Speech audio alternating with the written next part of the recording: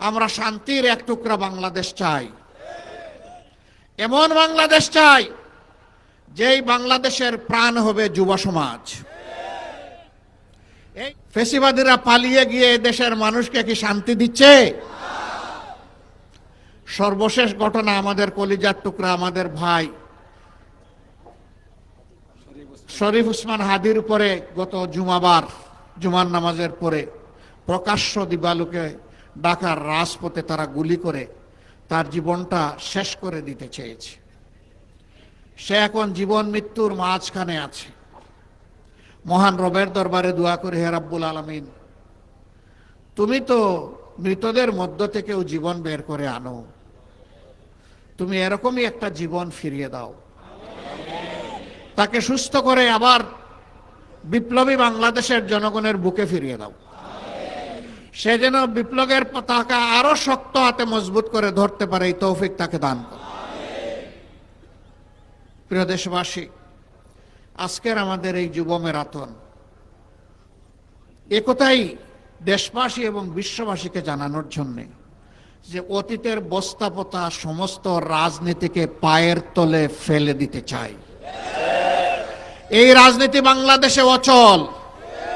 এই রাজনীতির পাহারাদারি যারা করতে পারবে তারা অচল মালে পরিণত হবে।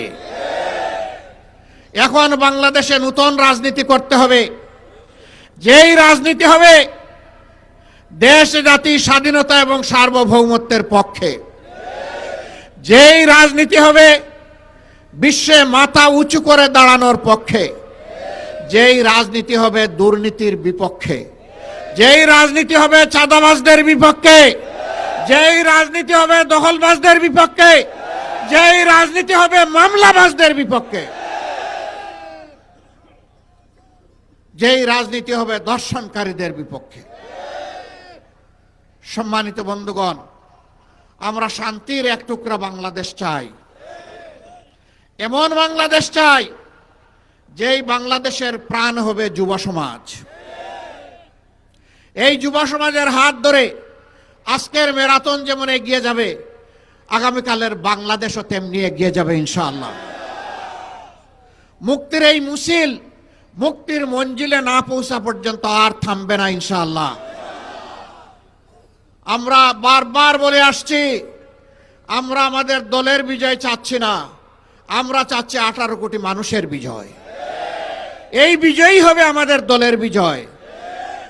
18 কোটি মানুষের বিজয় হিসাবে যা চিহ্নিত হবে, সেই বিজয়ের আমরা হব অংশীদার ইনশাআল্লাহ। আর এই বিজয়ের পথে বাধার যত দেয়াল তুলে দেয়া হবে, এই যুবকরা লাথি মেরে সমস্ত দেয়াল ভেঙে চুরমার করে দেবে ইনশাআল্লাহ। কোন দেয়ালে আমরা টিকতে দেব না, কোন ষড়যন্ত্র করে লাভ হবে না। কেউ যেন নিজেকে অতিরিক্ত ধূর্ত না ভাবেন। জনগণ এখন তার নিজের বুঝটা বুঝতে শিখেছে, কাউকে আর ছাড় দেওয়া হবে না।